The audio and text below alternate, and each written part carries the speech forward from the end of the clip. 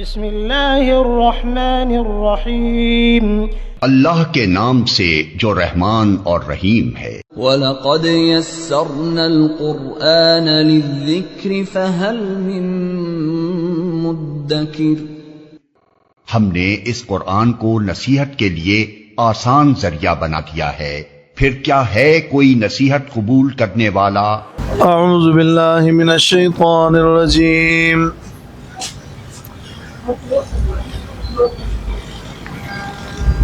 بسم اللہ الرحمن الرحیم۔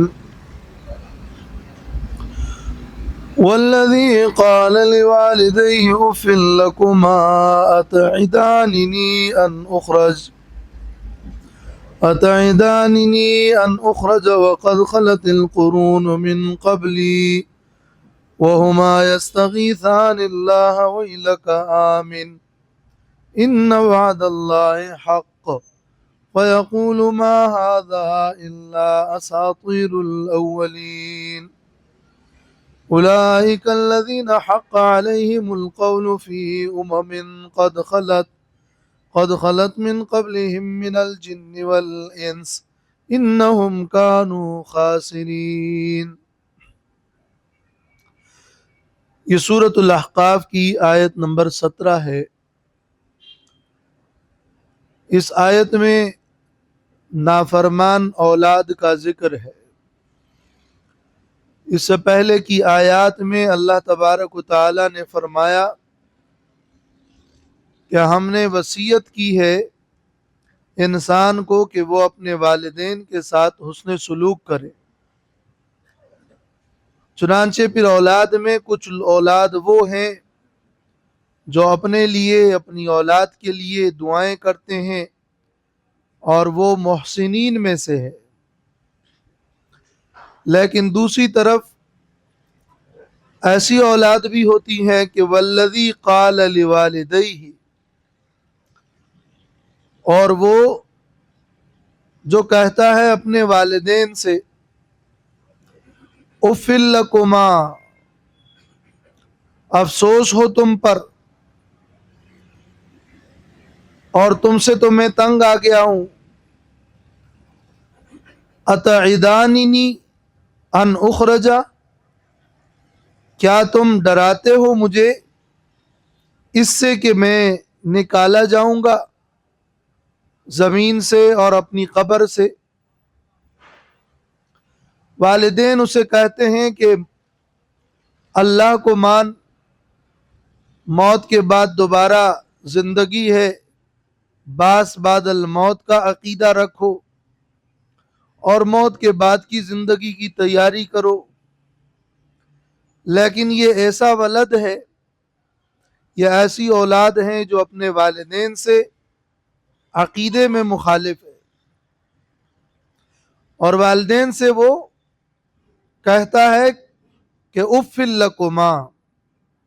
سورۃ بنی اسرائیل کی آیت نمبر 23 میں اف کے لفظ کی تفصیل ہے کہ یہ کلمہ تزجر ہے اور افسوس ہے، تو تم پر افسوس، اور اپنی زبان میں ہم تعبیر یہ کر سکتے ہیں یعنی تم سے تو بڑا تنگ آ گیا ہوں، کیا تم مجھے اس سے ڈراتے ہو کہ میں زمین سے نکالا جاؤں گا، ان اخرج، حالانکہ وقد خلت القرون من قبلی، اور حال یہ ہے کہ بہت ساری قومیں مجھ سے پہلے گزر چکی ہیں، ابھی تک تو کوئی زندہ ہو کر واپس نہیں آیا، کوئی بھی دوبارہ زندہ نہیں ہوا، تو پھر کیسے تم مجھے ڈراتے ہو کہ ہم پھر دوبارہ زندہ ہوں گے؟ حالانکہ مدعا یہ نہیں ہے کہ اس دنیا میں ہی تم دوبارہ زندہ ہوں گے، مدعا تو یہ ہے کہ دنیا کا یہ نظام درہم برہم ہو جائے گا اور پھر ایک میدان ہوگا جس کے اندر حشر کا میدان ہوگا، جس میں پھر حساب کتاب ہوگا۔ تو یہ وقد خلت القرون من قبلی، یہ اس مدعا کے خلاف نہیں ہے۔ وَهُمَا يَسْتَغِيثَانِ اللَّهَ وَيْلَكَ آمِن، اور وہ دونوں والدین وہ یستغیثان اللہ، اللہ سے دعائیں کر رہے تھے. وَيْلَكَ آمِن، تیرے لیے تباہی ہو، ایمان لے آ. کم بخت، تو ایمان لا. والدین اللہ سے دعائیں مانگتے ہیں اور بچے کو ڈراتے بھی ہیں کہ وَيْلَكَ، اور علاج بھی بتاتے ہیں کہ آمن، ایمان لے آ. گویا تین کام ہیں والدین کے، یستغیثان اللہ، یستغیثان باللہ نہیں کہا، یستغیثان اللہ. استغاثہ یہاں دعا کے معنی میں ہے، تو اللہ سے دعا کرتے تھے. یستغیثان اللہ، اس کا معنی ہے یدعوان اللہ.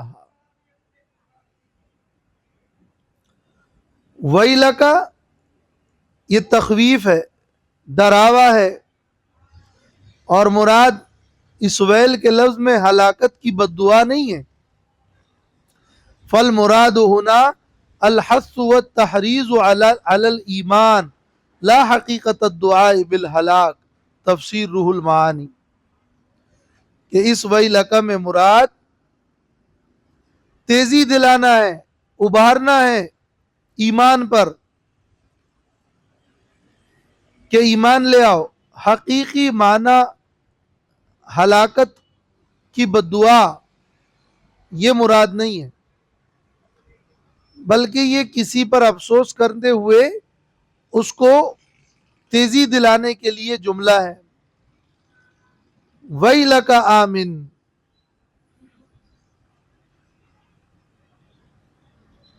افسوس ہو تجھ پر، ایمان لے آ.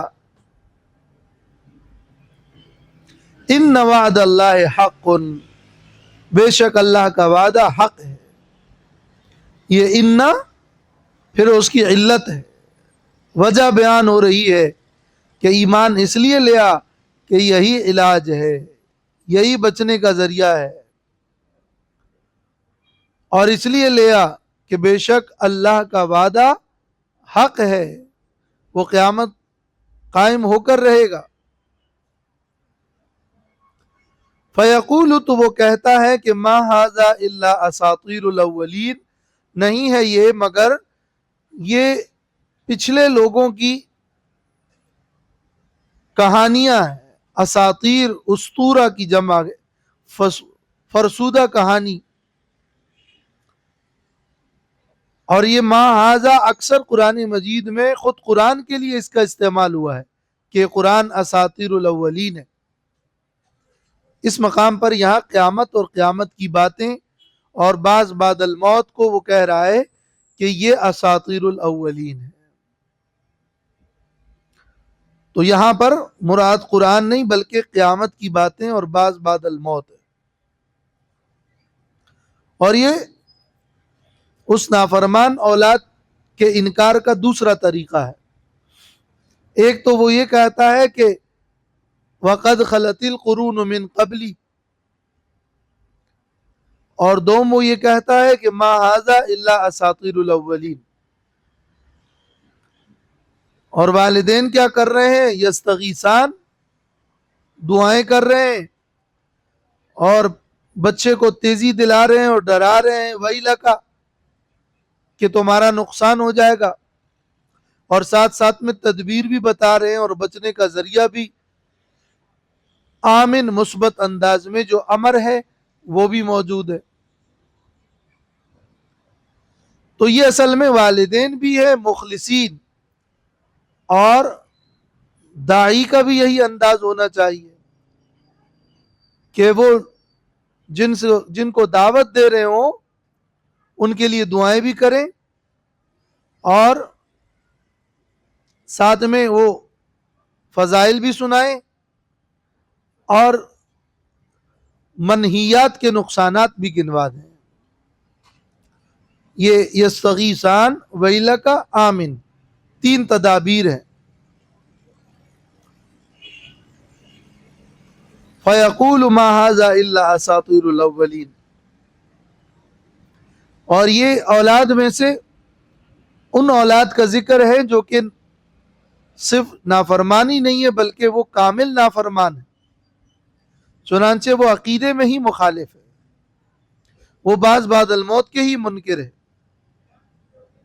اور یہ قرآن مجید کا انداز ہے کہ قرآن عموماً کامل درجے کو ذکر کرتا ہے، اور کامل درجے کے بعد پھر اس میں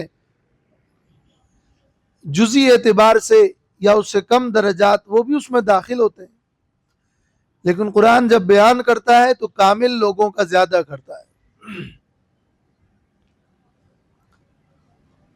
اولئک الذین حق علیہم القول، یہ وہ لوگ ہیں کہ ان پر قول ثابت ہو چکا ہے. القول سے مراد عذاب کا جو قول ہے یا ایمان نہ لانے کا جو فیصلہ ہے یا ایسے لوگوں سے اللہ جہنم کو بھر دے گا، وہ فیصلہ ان لوگوں پہ ثابت ہو چکا ہے. فی اممن، کہ یہ ان جماعتوں میں ہوں گے، کائنین فی اممن، معدودین فی اممن، اس حال میں کہ یہ ایسی جماعتوں میں ہوں گے، قد خلت من قبلہم من الجن والانس، جو ان سے پہلے گزر چکے ہیں جن و انس میں سے، جو ان کے متبوعین تھے، جو ان کے پیر تھے، جو ان کے سردار تھے، جو ان کے بڑے تھے، وہ ان سے پہلے جا چکے ہیں، یہ بھی ان کے ساتھ جا کر شامل ہوگا اور اس کا فیصلہ ہو چکا ہے. انہم کانوا خاسرین، بے شک یہ لوگ سب خسارے میں ہیں، خسارہ پانے والے ہیں. تو اس آیت میں اولئک الذین میں تخویف اور ڈراوا ہے ایسے نافرمانوں کے لیے. اس نافرمان اولاد کے حوالے سے بعض روایات میں کچھ مخصوص لوگوں کا ذکر ملتا ہے کہ اس سے مراد فلاں ہیں اور اس سے مراد فلاں ہیں، لیکن اولئک الذین حق علیہم القول، یہ اولئک عام ہے. اس سے معلوم ہوا کہ کوئی خاص معین کافر مراد نہیں ہے. تفسیر کبیر میں امام رازی نے لکھا ہے لیس المراد منہ شخص معین بل المراد منہ کل من کان موصوفا بہذه الصفہ، جو بھی اس صفت سے موصوف ہے وہ مراد ہے. وہذا القول هو الصحیح عندنا، یہ صحیح قول ہے. بعض کہتے ہیں اس سے عبد الرحمن بن ابی بکر مراد ہے، جو حضرت ابو بکر رضی اللہ تعالیٰ عنہ کے بیٹے تھے. امام ابن کثیر نے لکھا ہے فقولہ ضعیف، اور بہت سے مفسرین نے اس پر رد لکھا ہے. امام رازی نے بھی اس پر رد کیا ہے. عبد الرحمن ابن ابی بکر وہ تو اسلام لائے تھے اور مسلمانوں کے بڑے عمدہ لوگوں میں سے تھے. وہ مروان نے ان کو تانا دیتے ہوئے یہ کہا تھا کہ تمہارے بارے میں ہے کہ والذی قال لوالدیہ اف لکما. حضرت عائشہ رضی اللہ تعالیٰ عنہ نے پھر مروان کی بات کو سختی سے رد کر دیا تھا. وہ روایات تفاسیر نے نقل کی ہے. تو یہاں کوئی معین مراد نہیں ہے. وَلِكُلٍّ دَرَجَاتٌ مِّمَّا عَمِلُوا، اور ہر ایک کے لیے درجات ہیں، مما عملو، اس میں سے جو اس نے عمل کیا. لِكُلٍّ درجات، لِكُلٍّ من الفریقین المذکورین، روح المعانی. 2 طرح کے لوگ ذکر ہوئے، ان دونوں میں سے ہر فریق کے درجات ہیں.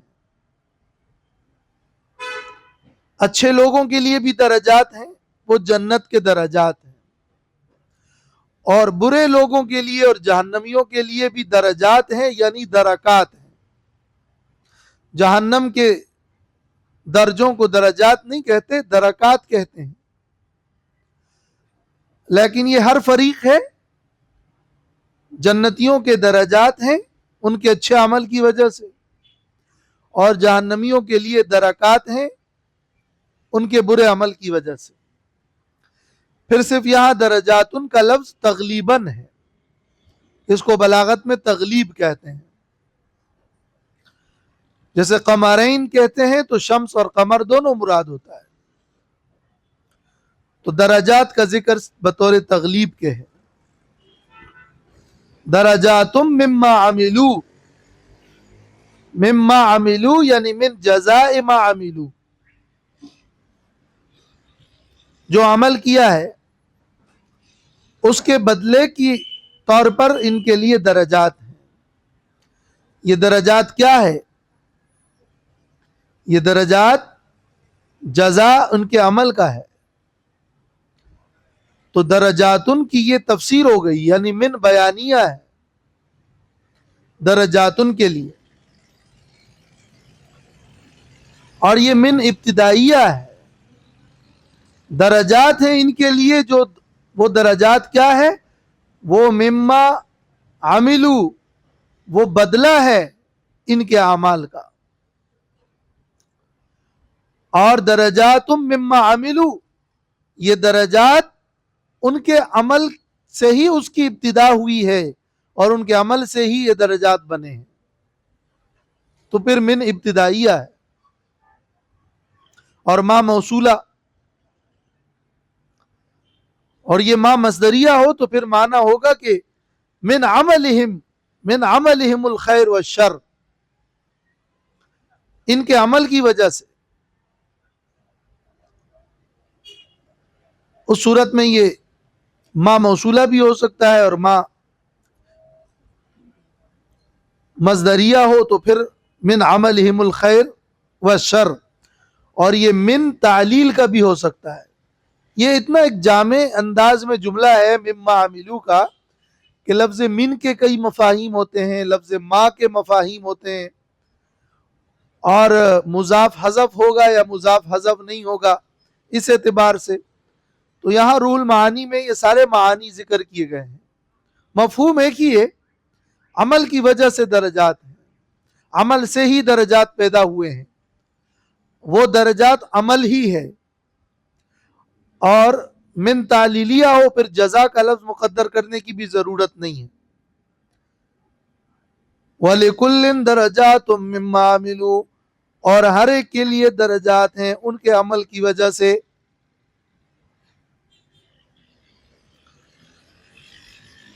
وَلِيُوَفِّيَهُمْ أَعْمَالَهُمْ، اور تاکہ پورا دے ان کو اللہ ان کے اعمال کا بدلہ. اعمالہم جزاء اعمالہم وہم لا یظلمون، اور ان پر ظلم نہیں کیا جائے گا. یہ تخویف کے بعد اللہ تعالیٰ نے دونوں کا مقام اور دونوں کے درجات متعین فرمائے اور بتا دیا کہ دونوں میں سے ہر ایک کے لیے اپنے درجات ہیں، اور ہر گروہ کے اندر بھی اپنے اپنے درجات ہیں. کوئی کافر ہے تو کوئی مبتدع ہے تو کوئی فاسق ہے، کوئی گمراہ ہے، مختلف لیول ہے. مومنین میں بھی اسی طرح درجات اور مختلف لیول ہے.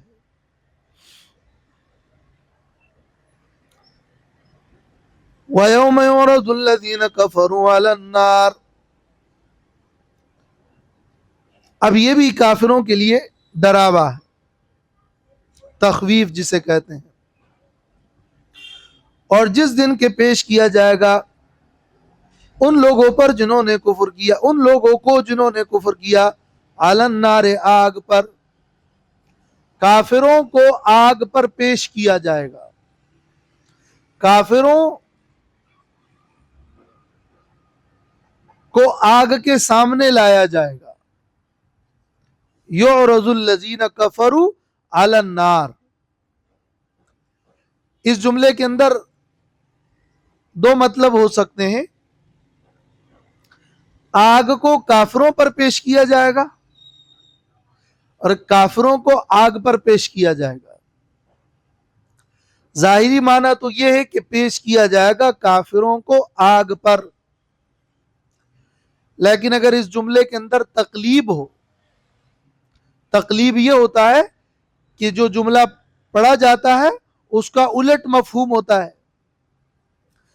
تو پھر معنی یہ ہوگا کہ آگ کو کافروں پر پیش کیا جائے گا، اس لیے کہ کافر تو ایک ذی عقل اور ذی روح ہے، ان میں ادراک ہے، آگ کے اندر ادراک نہیں ہے، تو پیش کیا جائے گا آگ کو کافروں پر، یہ تقلیب والا معنی ہے، یا پیش کیا جائے گا کافروں کو آگ پر. یہ دونوں معنی بن سکتے ہیں اور دونوں میں بحث ہوئی ہے. امام ابو حیان ادلسی کہتے ہیں کہ یہ دونوں معنی یہاں صحیح ہے اور بن سکتے ہیں. تفسیر روح المعانی میں علامہ آلوسی نے یہ دونوں تفصیل سے نقل کیے ہیں، اور ایک اور معنی بھی لکھا ہے کہ یعرض الذین کفروا علی النار کا معنی ہے کہ یعذبون بہا، ان کو عذاب دیا جائے گا، اور کہتے ہیں یہ مجاز کے انداز میں ہے. مجازن کہتے ہیں کہ عرض بنو فلان علی السیف، عرض بنو فلان علی السیف، فلاں لوگ تلوار پر پیش ہو گئے. تو تلوار پر پیش ہو گئے کا مطلب کیا ہوتا ہے؟ یعنی اذ قتلوا بہ، جب تلوار سے وہ مار دیے جائیں تو کہتے ہیں تلوار پر پیش ہو گئے. تو آگ پر پیش ہو گئے یعنی آگ کے ذریعے عذاب دیا گیا. تو اب یعرض الذین کفروا علی النار، یہ اس کا لفظی معنی ہے کہ کافروں کو آگ پر پیش کیا جائے گا، لیکن اس کا مفہوم کیا نکلا؟ یعنی یعذبون، انہیں عذاب دیا جائے گا.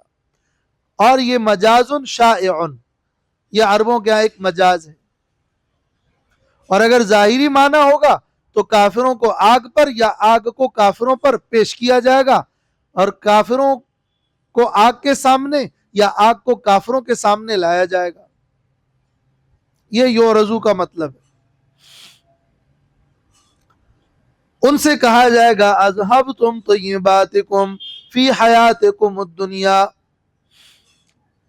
تم لے گئے اپنی نعمتیں، اپنے مزے لے گئے یعنی تم نے حاصل کر لی. فی حیاتکم الدنیا، اپنی دنیا کی زندگی میں، واستمتعتم بہا، اور اس کے ذریعے سے تم نے فائدہ حاصل کر لیا. تمہارے جتنے مزے تھے اور جتنی نعمتیں تھیں وہ تم دنیا میں لے کر ختم کر گئے، اور تمہارے مزے، تمہاری طیبات، اس سے تم نے فائدہ اٹھا ہی لیا. اب یہاں تمہارے لیے کچھ نہیں ہے، اب تمہارے لیے کچھ بھی نہیں بچا، تو سارے مزے ختم. وہ دنیا میں تمہارے لیے جو اچھے کھانے تھے، اچھا لباس تھا، وہ تمہاری طیبات تھی، وہ دنیا میں تم نے حاصل کر لیے. یا ضحاک سے مروی ہے کہ تمہاری جو جوانی تھی اور تمہیں جو قوتیں ملی تھی، تمہارے پاس جو طاقت تھی، وہ اب چلی گئی. واستمتعتم بہا، یہ واو تفسیر کے لیے ہے، تم نے مزے اڑا لیے، یعنی واستمتعتم، تم نے فائدہ حاصل کر لیا بہا، اس کے ذریعے. اور اشارہ اس واستمتعتم میں یہ ہے کہ تم نے وہ مزے دنیا میں دنیا کے لیے اڑا لیے، دین کے لیے تو تم نے کچھ نہیں کیا. تو فَالْيَوْمَ تُجْزَوْنَ عَذَابَ الْهُونِ، پس آج کے دن تمہیں بدلہ دیا جائے گا ذلت کے عذاب کا. بِمَا كُنْتُمْ تَسْتَكْبِرُونَ فِي الْأَرْضِ، اس لیے کہ تم تکبر کرتے تھے زمین میں بغیر الحق ناحق وبما کنتم تفسقون اور اس لیے کہ تم نافرمانی کرتے تھے. دنیا کے اندر تمہارے عقیدے کے اندر بھی خرابی تھی, اس کو کہا ہے تستکبرون فی الارض, اور تمہارے عمل کے اندر بھی خرابی تھی, وہ کیا ہے وبما کنتم تفسقون, اپنے آپ کو بڑا جاننا اور اللہ کی بندگی نہ کرنا, یہ عقیدے کی خرابی ہے. اور پھر بد عملی کرنا اور اطاعت الہی سے نکل جانا, یہ فسق ہے. وبما کنتم تفسقون, بغیر الحق کا معنی ہے بغیر استحقاق لذالک, ان کو یہ حق ہی حاصل نہیں تھا کہ وہ تکبر کرتے, لیکن تم بغیر حق نا حق کہ تمہیں یہ استحقاق نہیں تھا اور تم خود کو ہی بڑا سمجھتے تھے, یہ تمہارا اصل اور بڑا جرم تھا. تو آج اسی کے حساب سے تمہیں سزا مل رہی ہے عذاب الہون, ذلت کا عذاب, اور دنیا میں سب کچھ لٹا کر اب تم محروم ہو. تو اذہبتم طیباتکم, سزا یہ ہے کہ اب تم ان تمام مزوں سے محروم ہو, اور عذاب الہون سزا یہ ہے کہ وہ ذلت والا عذاب ہے. یہ آیت اذہبتم طیباتکم فی حیاتکم الدنیا, اس آیت سے معلوم ہو رہا ہے کہ دنیا میں ہی سارے مزے لوٹ لیے تو پھر آخرت میں تمہارے لیے کچھ نہیں ہے. تو یہ آیت ہے تو کافروں کے لیے, مومنین کے لیے نہیں ہے. جیسے کہ معلوم ہے اس آیت میں یعرض الذین کفروا علی النار, تو مومنین کے لیے نہیں ہے, لیکن یہ تو کامل درجہ ہے جو اپنے مزے لے گئے. اب مومنین اس آیت سے اپنی اصلاح کیسے کریں؟ یہ تو اصلاح کا کوئی طریقہ نہیں کہ یہ آیت کافروں کے لیے ہے اور کافر مزے لے گئے لہٰذا ان کو تو نہیں کرنے چاہیے لیکن ہمیں تو بڑے عیش مستیاں کرنی چاہیے. کیا یہ سبق ہے آیت سے؟ بلکہ آیت میں ایک حیثیت سے یہ ڈراوا موجود ہے کہ اگر دنیا کے مزوں میں ہی اور نعمتوں میں ہی تم کھو گئے تو پھر کہیں آخرت کے مزے تم سے فوت نہ ہو جائے. تو اگرچہ مصداق اول, مصداق کامل اور اصل مخاطبین اور مراد وہ تو کفار ہے, لیکن بطور نصیحت, بطور عبرت اور ایک درجے میں ایمان والے بھی اس آیت سے نصیحت لے کر زہد کی جو زندگی گزارتے ہیں اس کے لیے سلف صالحین نے اس آیت کو دلیل میں پیش کیا ہے. یعنی سلف صالحین اس آیت کو یہ جانتے ہوئے کہ یہ کافروں کے لیے ہے اپنے لیے بھی بطور دلیل پیش کرتے تھے. اس لیے تفسیر روح المعانی میں ہے وَهَذِهِ الْآيَةُ مُحَرِّزَةٌ عَلَى التَّقَلُّلِ مِنَ الدُّنْيَا وَتَرْكِ التَّنَعُّمِ فِيهَا وَالْأَخْذِ بِالتَّقَشُّفِ. یہ آیت تیزی دلاتی ہے کہ دنیا میں سے کم حصہ لے لو, زہد اختیار کر لو, بے رغبتی دکھاؤ, سادہ زندگی گزارو. اس کی طرف اس آیت میں ترغیب ہے.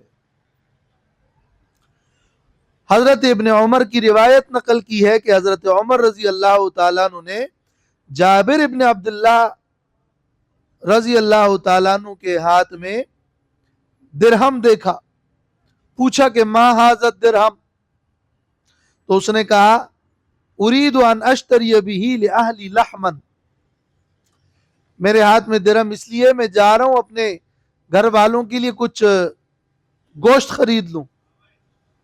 تو حضرت عمر نے کہا اکلما اشتہیتم شیئا واستمتعتم بہا, کیا جس چیز کو بھی تم چاہو گے اور تمہارا دل چاہے گا تو بس تم خرید لو گے؟ یہ آیت کہاں جائے گی جس میں اللہ نے فرمایا ہے کہ اذہبتم طیباتکم فی حیاتکم الدنیا واستمتعتم بہا۔ تو حضرت عمر رضی اللہ تعالیٰ عنہ نے اس آیت سے استدلال کیا ہے۔ ابن کثیر میں اس لیے ہے کہ وقت تورع عمر بن الخطاب رضی اللہ عنہ عن کثیر من طیبات المآکل والمشارب وتنزع عنها ويقول انی اخاف ان اکون کالذین قال اللہ لهم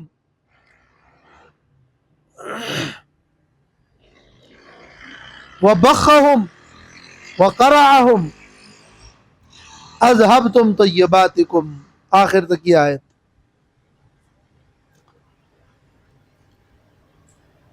لیکن یہاں یہ سوال ہے، وہ سوال یہ کہ اللہ تعالیٰ نے قرآن مجید میں فرمایا ہے کہ قل من حرم زینت اللہ التی اخرج لعبادہ، کہہ دیجئے کہ اس پاک رزق کو اور اس زینت کو کس نے حرام کیا ہے جس کو اللہ تعالیٰ نے اپنے بندوں کے لیے پیدا کیا ہے۔ اور سورۃ الاعراف آیت نمبر 32 میں اس کا ذکر ہے کہ طیبات اور حلال اور جائز چیزیں، جائز فوائد، یہ تو حلال ہے اور جائز ہے، اس کی تو ممانعت نہیں ہے۔ تو جواب یہ ہے، امام رازی نے تفسیر کبیر میں لکھا ہے کہ هذه الآیۃ لا تدل علی المنع من التنعم، یہ آیت نعمتوں اور نعمتوں کے استعمال اس سے منع کرنے پر دلیل نہیں ہے، اس لیے کہ لأن هذه الآیۃ وردت فی حق الکافر، یہ آیت تو کافر کے بارے میں ہے۔ وَإِنَّمَا وَبَّخَ اللَّهُ الْكَافِرَ لِأَنَّهُ يَتَمَتَّعُ بِالدُّنْيَا وَلَمْ يُؤَدِّ شُكْرَ الْمُنْعِمِ بِطَاعَتِهِ بالایمان، کافر تو دنیا کی نعمتوں سے مستفید ہوتا ہے اور شکر نہیں کرتا، ایمان نہیں لاتا، لیکن ایک مومن نعمتوں کو حاصل کر کے اس کو استعمال کرتا ہے اور پھر ایمان بھی لاتا ہے، پھر شکر بھی کرتا ہے، تو اس کے اور کافر کے درمیان تو بڑا فرق ہے۔ تو کافر کے لیے تو ممنوع ہے اور آیت بھی اس کے بارے میں ہے، مومن کے لیے ممنوع بھی نہیں ہے، آیت بھی اس کے بارے میں نہیں ہے۔